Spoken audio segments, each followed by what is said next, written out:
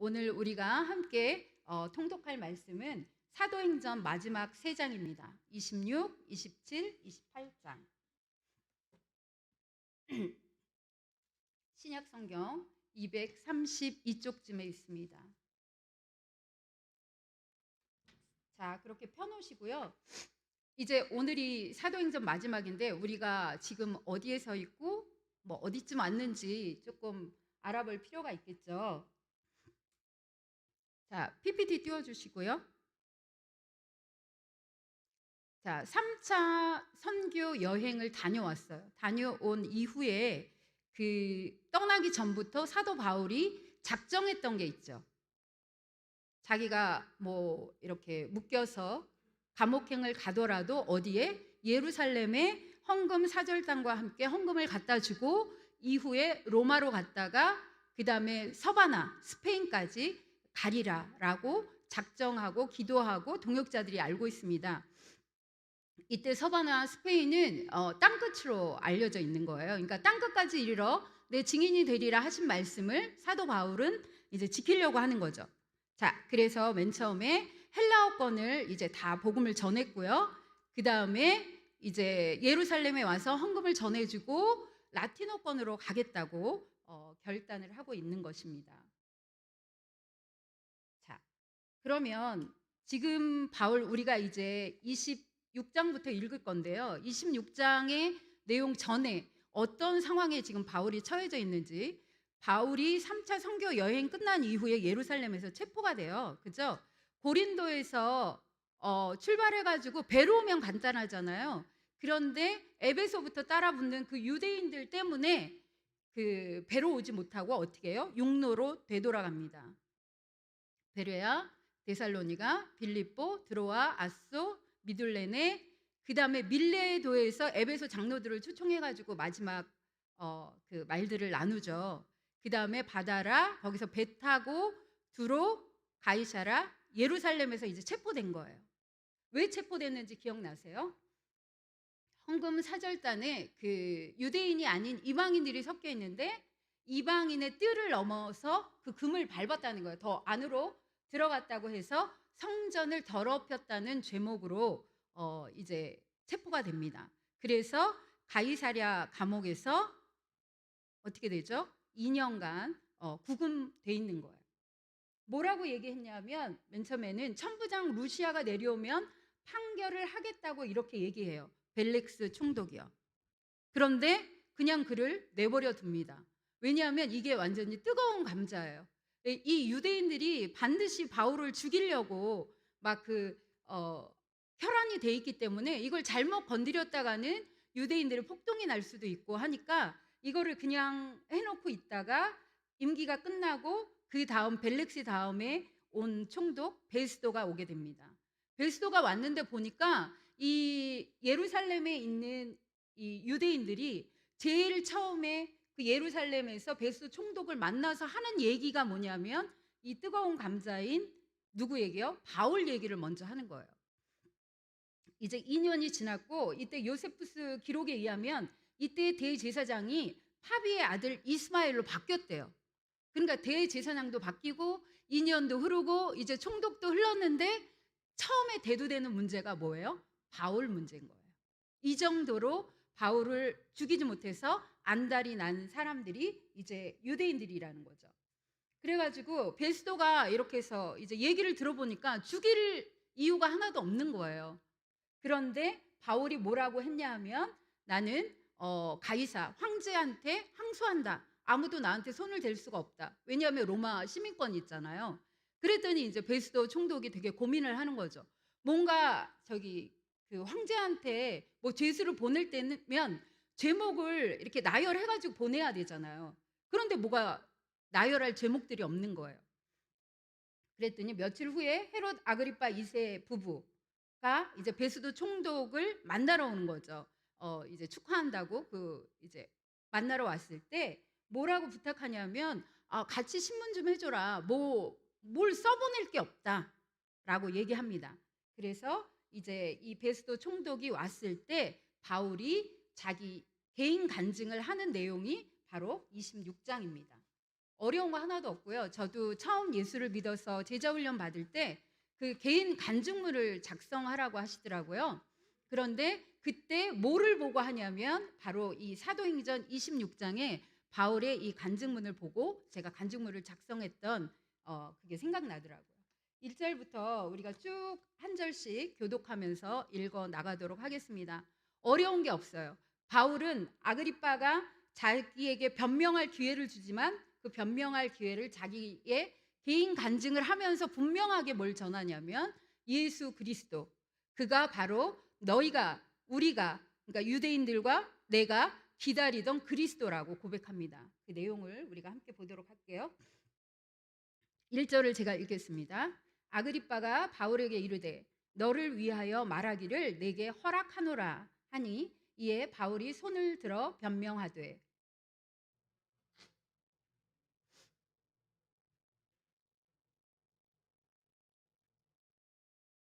특히 당신이 유대인의 모든 풍속과 문제를 아심이니이다. 그러므로 내 말을 너그러이 들으시기를 바라나이다.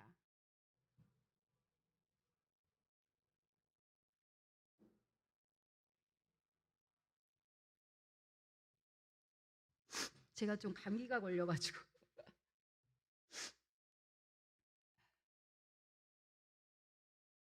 지금 몇 절 읽으셨죠? 4절 읽으셨죠? 제가 5절 읽겠습니다. 일찍부터 나를 알았으니 그들이 증언하려 하면 내가 우리 종교의 가장 엄한 팔을 따라 바리새인의 생활을 하였다고 할 것이라.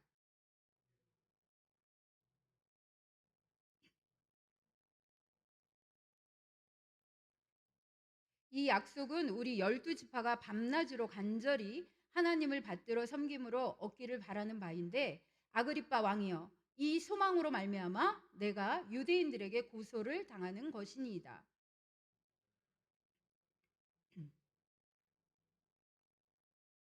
나도 나사렛 예수의 이름을 대적하여 많은 일을 행하여야 될 줄 스스로 생각하고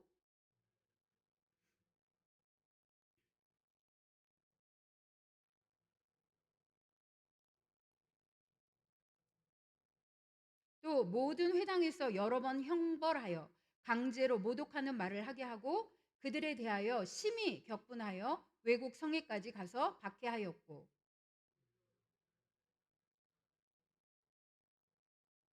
왕이여 정오가 되어 길에서 보니 하늘로부터 해보다 더 밝은 빛이 나와 내 동행들을 둘러 비추는지라.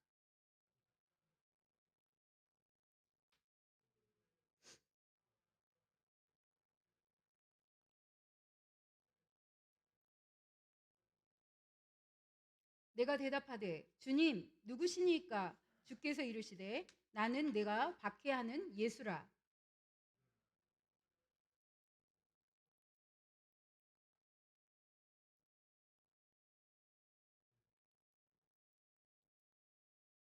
이스라엘과 이방인들에게서 내가 너를 구원하여 그들에게 보내어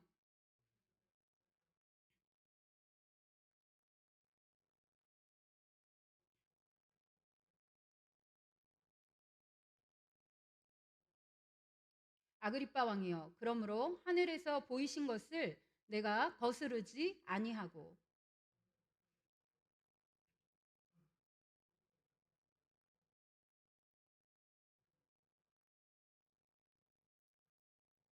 유대인들이 성전에서 나를 잡아 죽이고자 하였으나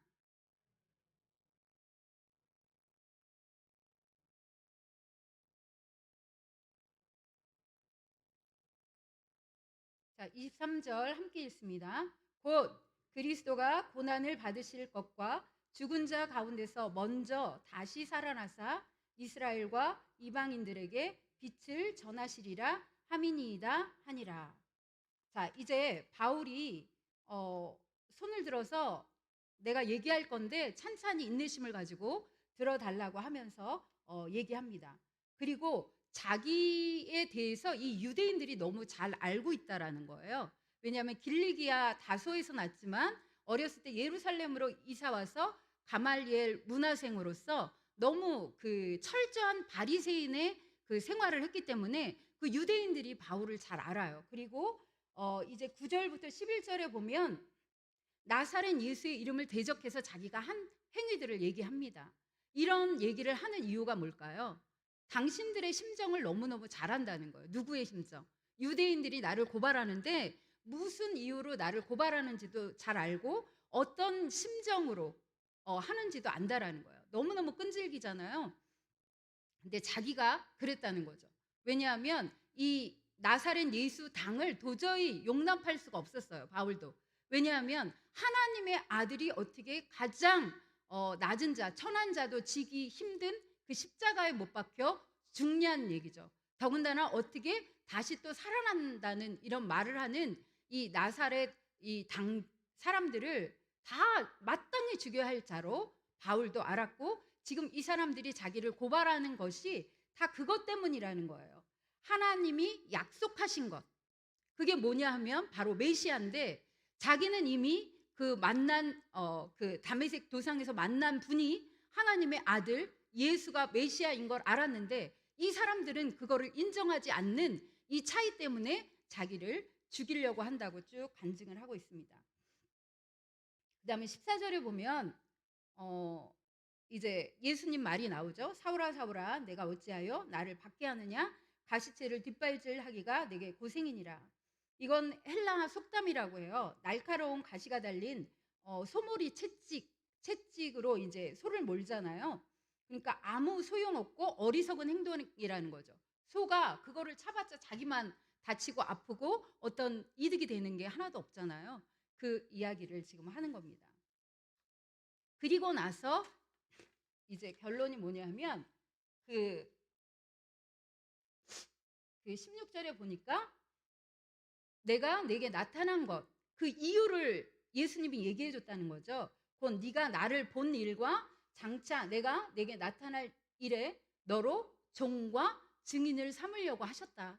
그래서 나는 그것을 보고 듣고 어떻게 했냐면 즉각 순종해서 높은 자부터 낮은 자, 낮은 자부터 높은 자까지 자기의 힘 닿는 대로 이 복음, 예수가 그리스도라는 복음을 전하고 있다라고 했더니, 자, 이제 24절부터 볼게요. 24절 제가 읽습니다.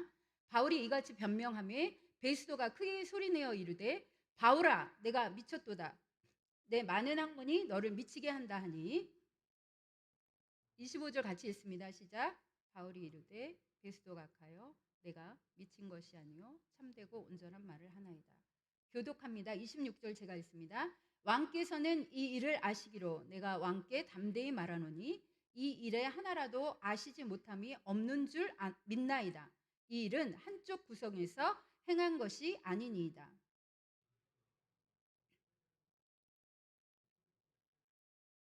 아그리빠가 바울에게 이르되 내가 적은 말로 나를 권하여 그리스도인이 되게 하려 하는도다.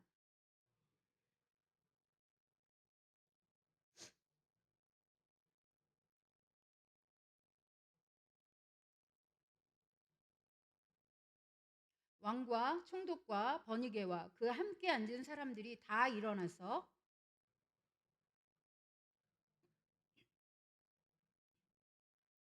32절 함께 있습니다.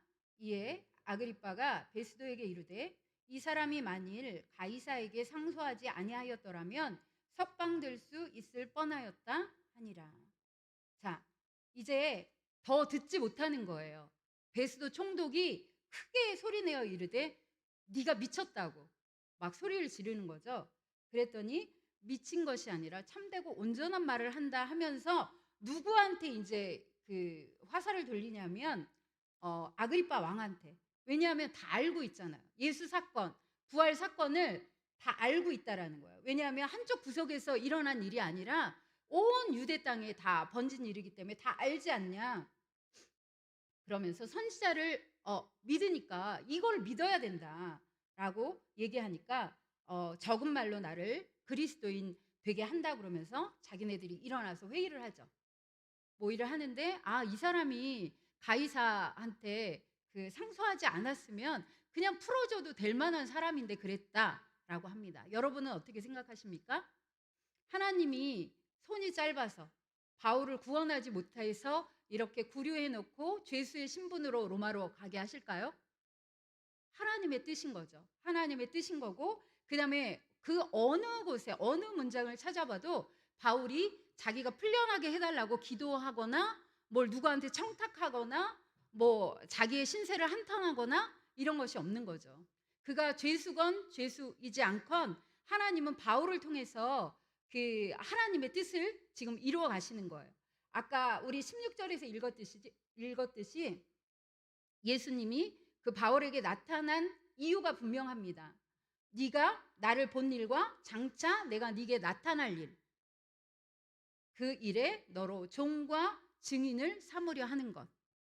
이 일을 하나님께서 성령을 통하여서 쭉 역사하여 일하여 가고 계시고, 바울은 순종하면서 가는 것입니다.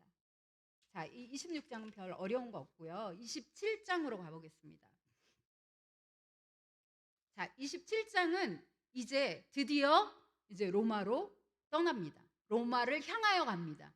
근데 로마가 그냥 뭐 비행기 타고 슉 가는 것도 아니고 배로 뭐 얼마 가는 것도 아니고 기록에 보면 한 100일 정도 걸렸다고 하거든요. 근데 순탄한 100일도 아니었습니다. 너무나 드라마틱한 그런 한 편의 드라마, 영화를 보는 듯한 그런 느낌이에요. 그러니까 우리가 잘 따라서 한번 읽어보도록 할게요. 27장 1절. 여기서는 교독하지 않고 제가 지도를 보면서 설명해 드리도록 하겠습니다. 자, 우리가 배를 타고 이달리아로 가기로 작정됨에 바울과 다른 죄수 몇 사람을 아구스도 대의 백부장 율리오란 사람에게 맡기니. 여기서 우리라고 했으니까 이 사도행전의 저자 누가가 같이 동행한 거예요. 누가는 언제부터 나오냐면 사도행전 20장 5절. 드로아에서 헌금 사절단이랑 합류할 때 이때부터 나오거든요. 그러니까 계속 그 예루살렘 갔다가 가이사랴 감옥에 구금돼 있을 때도 같이 있었던 거예요. 그래서 성경학자들은 이 2년 동안에 그가 누가복음을 쓰지 않았을까? 다 리서치해서 쓰잖아요. 자기가 겪은 게 아니기 때문에 다 물어 이렇게 쓰는데 아마 그때가 아닐까 이렇게 생각을 합니다. 아구스도 대의 백부장 율리오라는 거는 황제 부대의 백부장 율리오한테 이 바울과 다른 몇 죄수들을 이제 태우고 어디로? 로마로 가라는 명령이 떨어진 거예요. 2절에 보니까 아시아 해변 각처로 가려 하는 아드라무테노 배에 우리가 올라 항해할세 마게도냐의 데살로니가 사람 아리스다고도 함께 가니라. 그러니까 누가만 간 것이 아니라 데살로니가 사람 아리스다고는 의리의 사람이라고 평가하더라고요. 이때부터 쭉 해가지고 거의 순교당할 때까지 그 곁을 지키는 아리스다고도 함께 갔다고 합니다. 아드라무테노 배라는 것은 큰 아주 배가 아니라 이 해안선을 따라서 이렇게 가는 그리 크지 않은 작은 배예요. 그리고 무시아의 항구 도시에 이런 배가 이제 여기까지 온 거죠. 실으려고. 자, 그때 자 3절부터 봅니다. 이튿날 시돈에 대니. 자, 바울이 2년간 수감됐고요. 자, 우리가 PPT를 보겠습니다. 가이사랴 감옥에서 2년 동안 있었죠. 그 다음에 어디로 간다고요? 시돈. 자, 드로에서 시돈에 갔는데 3절에 보니까 율리오가 바울을 친절히 대하여 친구들에게 가서 대접받기를 허락하더니 바울은 마당발이에요. 그래서 여기저기에 다 그리스도인 친구들이 있었거든요. 시돈, 드로와 시돈 지역이잖아요. 거기서 친구들한테 대접받는 것도 허락합니다. 자, 4절을 보니까 또 거기서 우리가 떠나가다가 맞바람을 피하여 구브로 해안을 의지하고 항해하여. 자, 구브로가 어딘지 아세요? 1차 전도 여행에 갔던. 자, 여기입니다. 헐, 잠깐만요.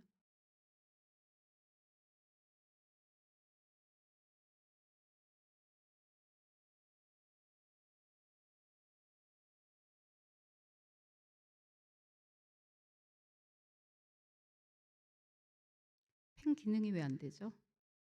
됐었는데.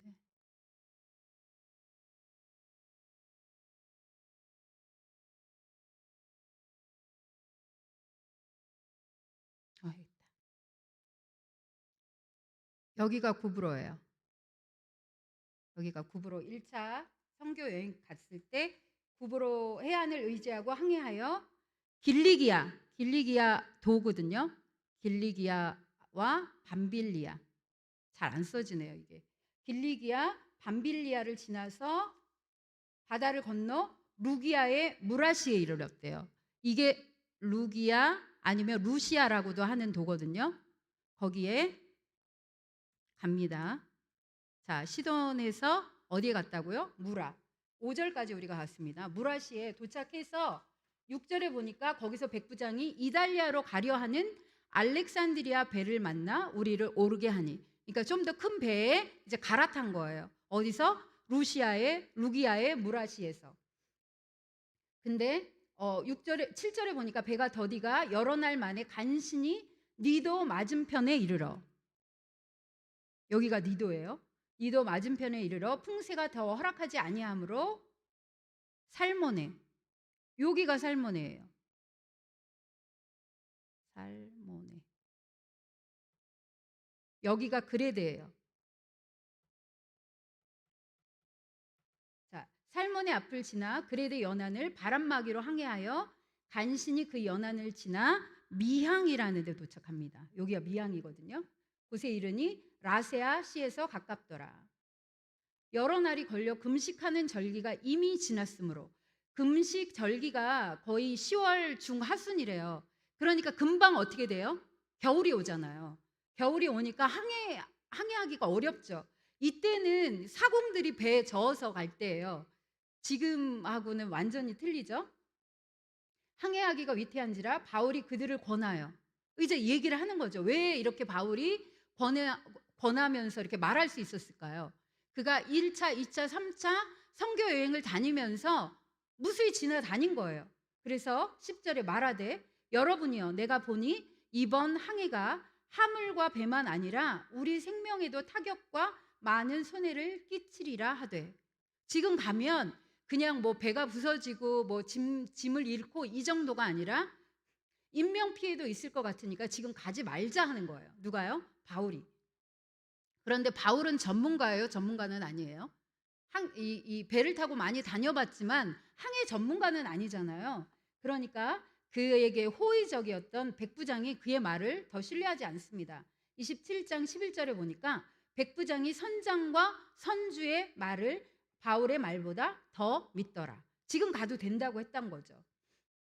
12절 그 항구가 겨울을 지내기에 불편하므로 거기서 떠나 아무쪼록 베닉스에 가서 겨울을 지내자 하는 자가 더 많으니 베닉스는 그레데 항구라. 한쪽은 서남을 한쪽은 서북을 향하였더라. 찾아보니까 베닉스가 여기예요. 끝이에요. 베닉스. 그러니까 여기에서 가서 베닉스 가서 여기서 겨울을 나자는 거예요. 거기가 항구가 더 크고 겨울 지내기가 좋으니까. 근데 그렇게 됐을까요? 13절에 보니까 남풍이 순하게 불매 그들이 뜻을 이룬 줄 알고 닻을 감아 그레데 해변을 끼고 항해를 한 거죠. 여기를 쭉 따라서 항해를 하는데 얼마 안 돼요. 섬 가운데로부터 뭐가? 유라굴로라는 광풍이 크게 일어난 거예요. 배가 밀려서 이 해안으로 따라서 그 베닉스에 딱 도착을 해야 되는데 밀리니까 어떻게 해요? 배가 밀려가지고 그 망망대해로 쫓겨가는 거죠. 여기가 뭐냐면 가우다라는 섬이에요. 가우다라는 작은 섬 아래로 지나 간신히 거로를 잡아 끌어올리고 줄을 가지고 선체를 둘러감고 스르디스에 걸릴까 두려워하여 연장을 내리고 그냥 쫓겨가더니. 스르디스는 모래톱이래요. 거기에 딱 처박히면은 배가 파손할 수밖에 없죠. 왜냐하면 풍랑하고 막 그런 게 있는데 그 선체 앞이 모래톱에 박혀 있으니까 뒤가 다 깨질 수밖에 없겠죠. 그래서 그걸 두려워해서 연장을 내리고 그냥 쫓겨간 거예요. 그냥 아무 짓도 못한 거예요. 18절 우리가 풍랑으로 심히 애쓰다가 이튿날 사공들이 짐을 바다에 풀어버리고. 이제 완전 심각해진 거죠. 이제 짐을 빨리 버려서 가볍게 해야 될 정도로 이 풍랑과 이런 게 심한 거예요. 그리고 사흘째 되던 날 19절에 보면 사흘째 되는 날에 배의 기구를 그들의 손으로 내버리니라. 그 사공들 다 싣고 오고 뭔가 있었을 거 아니에요. 그런 기구들을 다 내버릴 정도로 굉장히 심각한 상황입니다. 그래서 우리가 20절 같이 읽을게요. 20절 시작. 여러 날 동안 해도 별도 보이지 아니하고 큰 풍랑이 그대로 있음에 구원의 여망마저 없어졌더라. 제가 21절 읽습니다. 여러 사람이 오래 먹지 못하였음에 바울이 가운데 서서 말하되 여러분이여 내 말을 듣고 글에 대해서 떠나지 아니하여 이 타격과 손상을 면하였더라면 좋았을 뻔하였느니라. 여기까지만 들으면 너무 얄밉죠. 누가 몰라요? 모르는데 이미 벌어진 일이에요. 근데 사도 바울한테는 대안이 있어요. 그 대안이 그냥 자신의 머리로부터 나오는 게 아니에요. 이 사람은 항해 전문가도 아니에요. 누가 주시는 거예요? 하나님의 영이, 성령께서 그 전에 미리 나타나서 말씀해 주신 것을 그대로 간증합니다. 자, 22절 같이 읽습니다. 내가 너희를 권하노니 이제는 안심하라. 너희 중 아무도 생명에는 아무런 손상이 없겠고 오직 배뿐이리라. 자, 얼마나 놀라운 일이에요. 지금 막 광풍이 일고 막 사흘째 막 사공들이 심각해가지고 막 짐을 다 바다에 던지고 있어요. 이게 잦아든 것도 아닌데 뭐라고 딱 선언하냐면 안심하라.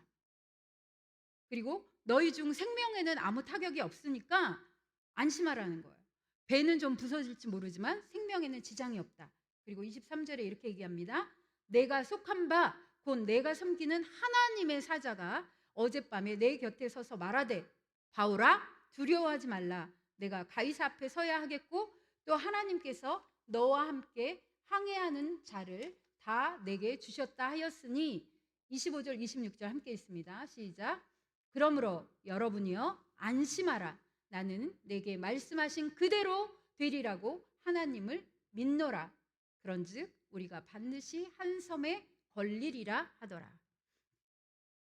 진짜 바울이 어떤 그 견고한 믿음이 없으면 이렇게 담대하게 선포할 수가 없어요. 하나님의 사자가 말씀하셨고 그 다음에 항해하는 자가 다 살려면 망망대해에서는 없잖아요. 방법이 없잖아요. 그러니까 어느 섬인가 걸려서 우리가 구원받을 거라는 것을 바울이 알고 있었어요. 그렇게 됐을까요? 자, 여기서 다시 보겠습니다. 27절 제가 읽을게요. 열 나흘째 되는 날 밤에 사흘째 되는 날 그런 것을 선포하고 자, 한번 생각해 보세요. 4일, 5일, 일주일, 2주일이 가까웠어요. 근데 계속 그 망망대해에서 아무런 조치도 취하지 못하고 배가 헤매고 있는 거예요. 그럴 때 믿음이 약해지지 않을까요? 그런데 그렇지 않았다는 거죠. 27절에 열 나흘째 되는 날 밤에 우리가 아드리아 바다에서 이리저리 쫓겨가다가 자정쯤 되어 사공들이 어느 육지에 가까워지는 줄을 짐작하고 물을 재어보니 20길이 되고 조금 가다가 다시 재니 15길이라. 자, 이제 열 나흘 14일까지 됐어요. 2주까지 됐는데 이리저리 쫓겨간 거예요. 여기 이 바다에서 이리저리 쫓겨가는 거예요. 이제 뭐 노도 못 젓고 쫓겨가는데 이 사공들이 얘기하는데 육지에 가까워지고 있다는 거예요. 그래서 이게 재는 게 있겠죠. 재보니까 20길이 되고 조금 더 가니까 15길. 길이라는 거는 사람 머리 꼭대기에서 발 끝까지가 한 길이라고 친대요.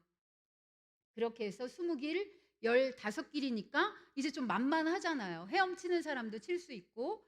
그래서 29절에 암초에 걸릴까 하여 고물로 단 넷을 내리고 날이 새기를 고대하니라. 이제 더 밀려가면 안 되니까 고정시키는 거죠.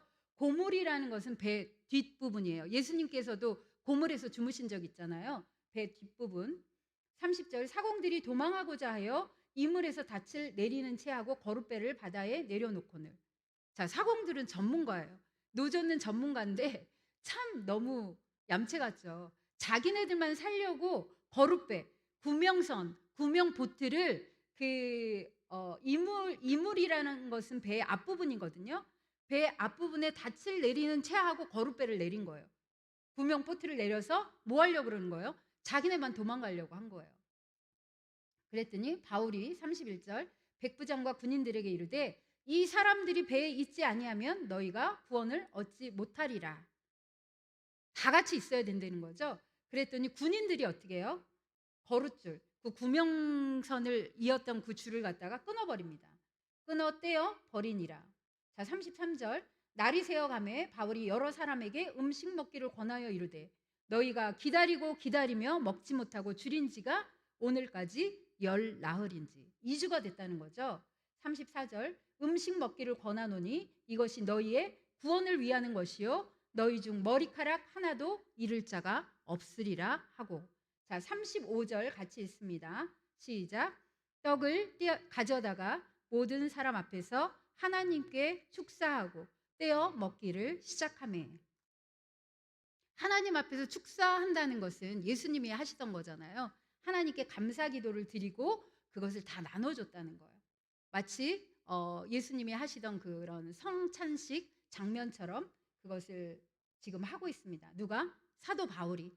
아직까지 그들은 완전히 구원받지는 않았지만 사도 바울은 확신한 거예요. 이제 한 섬에 닿게 될 것이고 이들이 거기까지 헤엄을 치던 어떻게 가건 뭐 14일 동안 먹은 게 없으니까. 그리고 배가 얼마나 흔들렸겠어요. 그러면 다 멀미하고 속이 다 뒤집어져 있을 텐데 그것을 가라앉히기 위해서 먹기를 권합니다. 그런데 너무 원래 여기 백부장 율리오가 책임자잖아요. 근데 모두 다 지금 사도 바울의 말을 다 따릅니다.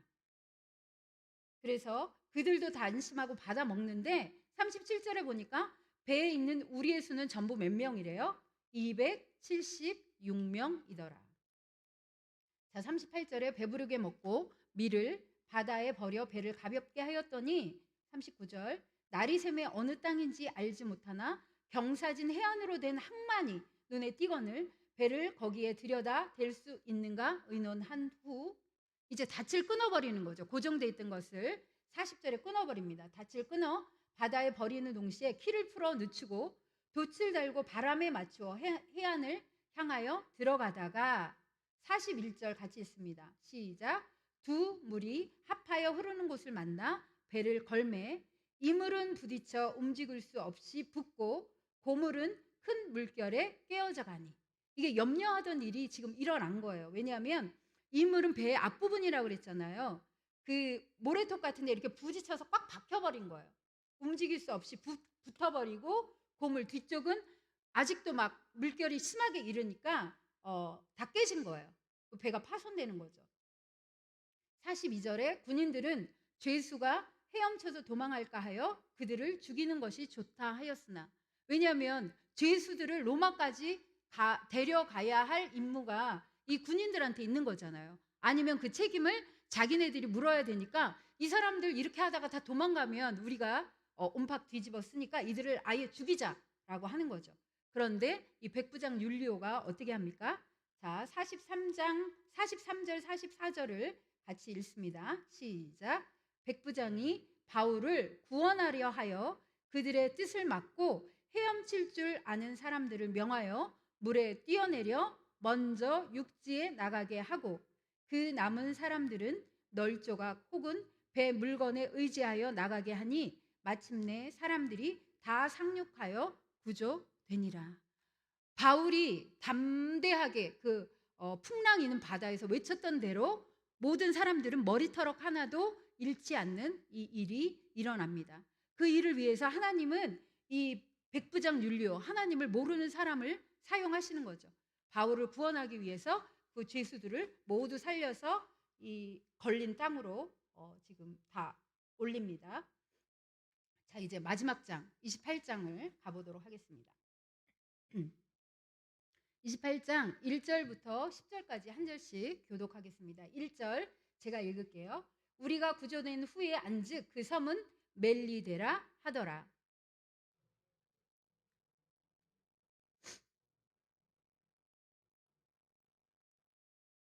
바울이 나무 한 묶음을 거두어 불에 넣으니 뜨거움으로 말미암아 독사가 나와 그 손을 물고 있는지라.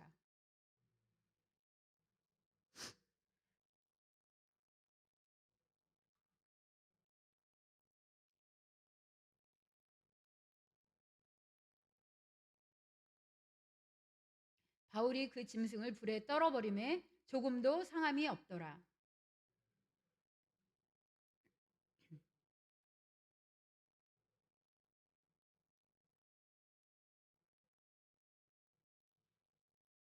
이 섬에서 가장 높은 사람 보블리오라 하는 이가 그 근처에 토지가 있는지라 그가 우리를 영접하여 사흘이나 친절히 머물게 하더니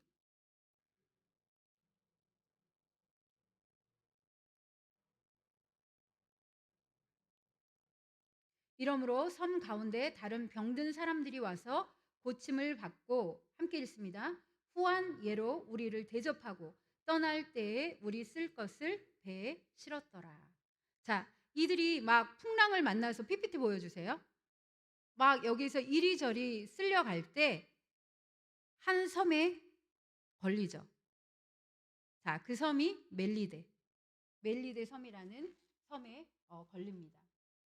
자, 멜리데는 지금의 몰타래요. 몰타. 이제 거기에서 이제 또 떠나야 되겠죠. 근데 거기 했을 때 이제 그 10월 중순 하순에 떠나왔잖아요. 그러니까 바닷물에 다 젖었고 얼마나 춥겠어요. 그런데 한번 생각해 보세요. 276명의 사람들이 다 이제 해안가에 도착한 거예요. 그러면 이곳에 멜리데에 사는 사람들 원주민들이 볼 때 굉장히 두렵지 않겠어요? 한꺼번에 뭐 10명, 20명도 아니고 거의 300명 가까운 사람들이 다 내린 거예요. 그랬을 때 자기네들을 죽이고 해를 입힐 수도 있는데 그들이 친절하게 그들을 대합니다. 불을 피워요. 불을 피워가지고 그들을 따뜻하게 해요. 그리고 이제 나중에 이 멜리데라는 섬이라는 것을 알았는데 공교롭게도 이 멜리데는 그 뜻이 피난처라는 거예요. 이들의 정말 피난처가 된 거잖아요. 그런데 더 이제 신기한 일이 벌어집니다. 바울도 이제 나뭇가지를 주워다가 거기다 이제 태우려고 넣겠죠. 그런데 그 속에 독사가 있어가지고 바울 손을 감고 물고 있는 거예요. 그건 원주민들이 다 본 거예요. 그런데 그 이제 토속민들이니까 그 믿는 미신들이 있잖아요. 이 토속 종교로 이 사람들은 뱀에 물린 사람들은 아주 큰 잘못을 한 범죄자거나 살인자다라는 그런 미신이 있었던 거예요. 그러니까 뭐라고 얘기하냐면 바다에서는 구원받았는데 저 사람은 공의가 그를 살지 못하게 한다. 뭔가 아주 큰 잘못을 한 살인자다라고 하는 거예요. 그리고 저 사람 이제 쓰러져 죽겠지? 막 하고 기다리고 있는데 시간이 막 지났는데 어때요? 아무렇지도 않아요. 바울은 툭 그걸 털어버리고 이제 자기 할 일을 합니다. 그랬더니 이 사람들이 또 돌변해가지고 뭐라고 하냐면 저 사람 이제 신이야. 이거 물려도 죽지 않잖아요. 근데 과연 그럴까요? 마가복음 16장 17절 18절을 시간 없기 때문에 제가 읽어드리도록 하겠습니다. 예수님이 하신 말씀이에요. 믿는 자들에게는 이런 표적이 따르리니 곧 그들이 내 이름으로 귀신을 쫓아내며 새 방언을 말하며 뱀을 집어올리며 무슨 독을 마실지라도 해를 받지 아니하며 병든 사람에게 손을 얹은즉 나으리라 하시더라. 이게 일어난 거예요. 왜? 예수님의 사람이기 때문에. 예수님께서 나를 믿는 자는 이런 일들을 할 것이다라고 한 것이 이 지금 멜리데 섬에서 일어나고 있습니다. 병든 자에게 손을 얹은즉 나으리라. 그것도 일어나죠. 보블리오라는 그 추장격인 사람이죠. 그 사람 아버지가 아픈데 그것을 알고 이제 사도 바울이 들어가서 손 얹고 기도하니까 나은 거예요. 그랬더니 멜리데 섬이 얼마나 크겠어요. 조그마니까 금방 소문이 나서 사람들이 와서 다 병고침을 받고 이 사람들이 아주 극진히 대접을 했겠죠. 극진히 대접하고 떠날 때에는 그 쓸 것까지 챙겨줬다라고 얘기합니다. 자, 그 다음에 이제 11절 보겠습니다. 11절부터 15절까지 교독으로 읽겠습니다. 석 달 후에 우리가 그 섬에서 겨울을 난 알렉산드리아 배를 타고 떠나니 그 배의 머리 장식은 디오스 구로라. 수라구사에 대고 사흘을 있다가 거기서 둘러가서 레기온에 이르러 하루를 지낸 후 남풍이 일어나므로 이튿날 보디올에 이르러 거기서 형제들을 만나 그들의 청함을 받아 이레를 함께 머무니라. 그래서 우리는 이와 같이 로마로 가니라. 자, 15절 함께 읽습니다. 그곳 형제들이 우리 소식을 듣고 아피오 광장과 트레이스 타베르네까지 맞으러 오니 바울이 그들을 보고 하나님께 감사하고 담대한 마음을 얻으니라. 자, 여기 이제 지도 한번 보세요. 멜리데에서 3개월 후에 떠나서 어디로 가요? 수라구사. 자, 수라구사는 시칠리아 섬이라는 거 들어보셨죠? 여기가 시칠리아예요. 수라구사에서 잠깐만요. 거기, 음. 수라구사에 대고 사흘을 있다가 거기서 다시 레기온으로 떠납니다. 여기서 하루를 지낸 후 남풍이 일어나므로 이튿날 보디올에 이르러 여기서도 하나님의 이적이 나타나요. 레기온에서 이 보디올까지가 370km래요. 배로. 그래서 하루 만에는 도저히 갈 수가 없대요. 이 노를 짓고. 근데 하나님이 얼마나 이것을 적극 지지한다라는 것을 보여주시냐면 남풍이 불게 해가지고 하루 만에 여기를 도착한 거예요. 370km를. 보디올에 이르고요. 거기서 형제들을 만나 일주일 동안을 거기서 같이 지냅니다. 그리고 나서 이제 로마로 가는 거죠. 보디올이 로마로 향하는 첫 육지예요. 땅이에요. 항구 도시가 아니라 땅이고 거기에서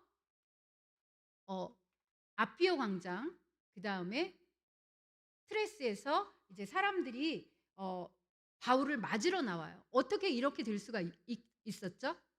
고린도에 있을 때 그가 로마 사람들한테 로마 교회에 편지를 보냅니다.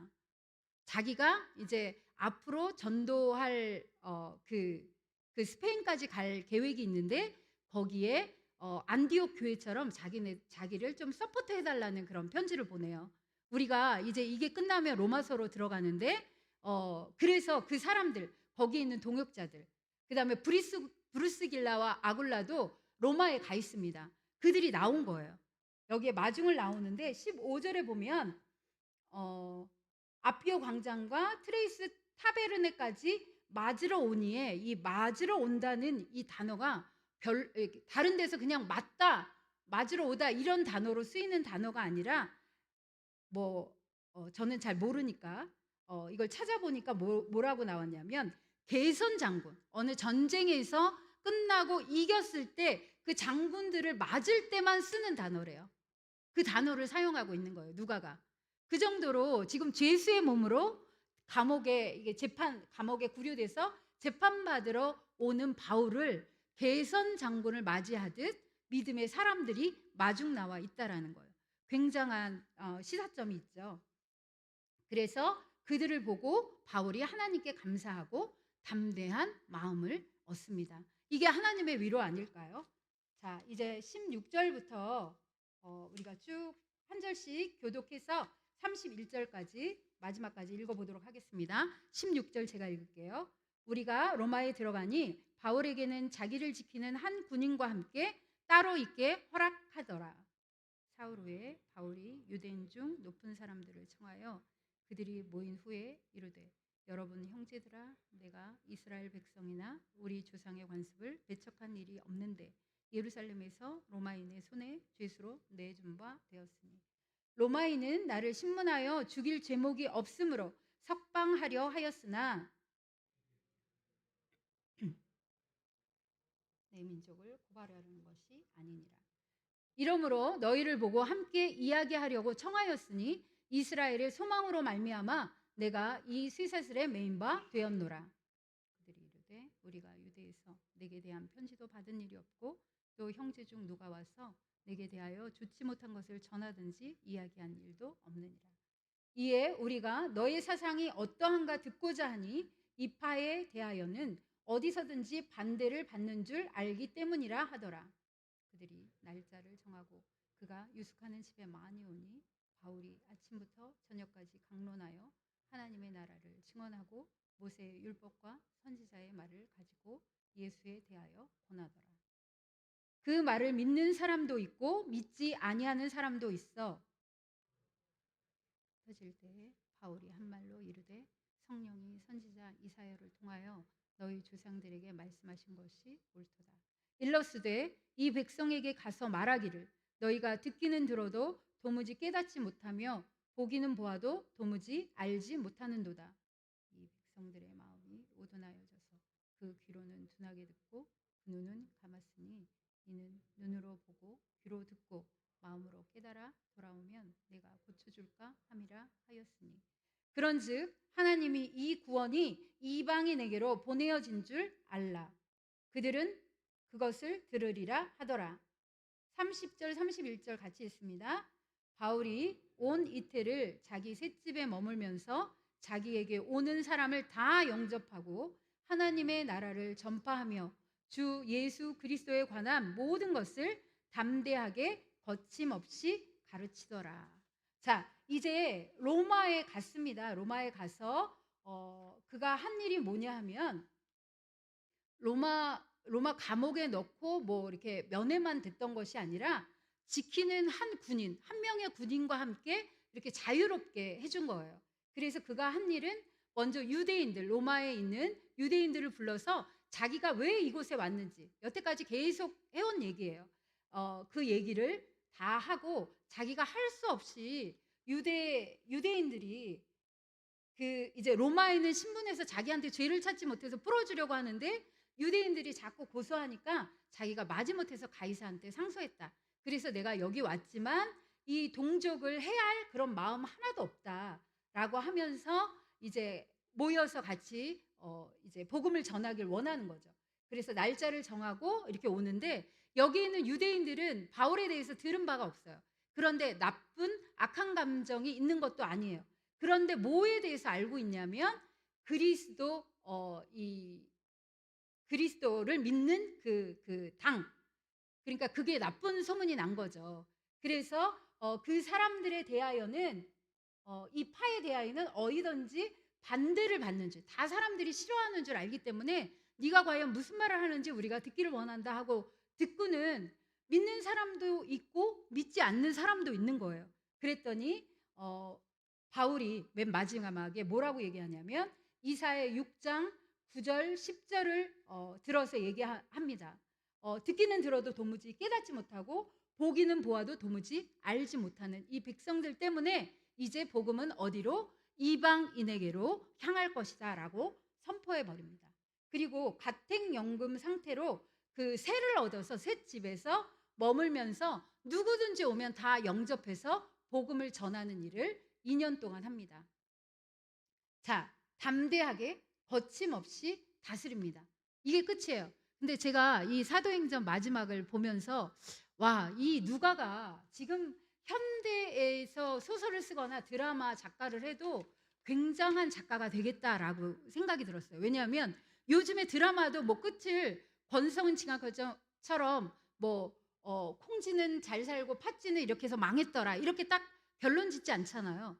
지금도 열어놓은 거예요. 그 다음 사도행전 29장 30장은 누구에 의해서? 우리 예수님을 믿는 사람들에 의해서 계속 쓰여져 갔고, 그 다음에 실제로 사도 바울이 3차 전도 여행에서 마친 것이 아니라 4차까지 갑니다. 여러분, 우리가 시간이 그렇게 많지는 않지만 잠깐 한 5분 정도 우리가 볼 것이 있는데요. 그 사도 바울이 13권의 그 서신서를 썼잖아요. 근데 지금까지 사도행전에 마치기까지 6권밖에 안 나와요. 자, 고린도에서 맨 처음에 데살로니가 전서, 데살로니가 후서, 갈라디아서를 쓰고 에베소에서 고린도 전서를 쓰고 그 다음에 마게도냐에서 빌립보에서 고린도 후서를 씁니다. 이게 6권. 그렇죠? 그 다음에 로마서를 쓰고 그 다음에 이제 로마 감옥에 갇힌 거예요. 로마 감옥에 갇혀서 여기에서 감옥에 갇혀서 쓰는 편지 골로새서, 빌레몬서, 에베소서, 빌립보서를 쓰게 되는 겁니다. 2년 동안 갇혀 있으면서 이걸 쓰는 거예요. 근데 이게 쓰게 된 계기가 뭐냐면 골로새 교회의 지도자가 찾아온 거예요. 로마 이제 감옥으로. 근데 거기도 거짓 교사들이 판을 치고 있다는 거예요. 그랬더니 바울도 여태까지 그거 당했잖아요. 할례에 대해서 계속 얘기했는데 지금 할례 받지 않으면 다시 구원받지 못했다라고 얘기하는 이 거짓 교사들 때문에 골머리를 앓고 있다는 거예요. 그래서 이 에바브로디도의 말을 듣고 골로새 교회에 편지를 한 통 써야 되겠다라고 생각하고 있었어요. 그때 또 누구냐 하면 그 빌레몬이라는 그 종이에요. 종인데 오네시모의 종인데 이제 복음을 알게 됐는데 이 사람이 맨 처음에 도망쳐 나왔거든요. 그래서 오네시모라고 골로새 교회에 속한 자한테 이 사람을 어떻게 도울까를 이제 같이 의논하기 위해서 또 편지 한 통을 쓰고자 작정합니다. 그게 빌레몬서예요. 근데 골로새서하고 빌레몬서를 가지고 가는 이 골로새 교회를 가려고 하면 에베소 교회를 지나가야 되는 거예요. 그러면 에베소 교회는 3차까지 자기가 전도하고 사람들을 양육하던 곳이잖아요. 그러니까 그 사람들이 자기 소식을 기다릴 거니까 에베소 교회에 편지 한 통을 쓰자라고 쓴 거예요. 그래서 골로새서, 빌레몬서, 에베소서가 이때 나옵니다.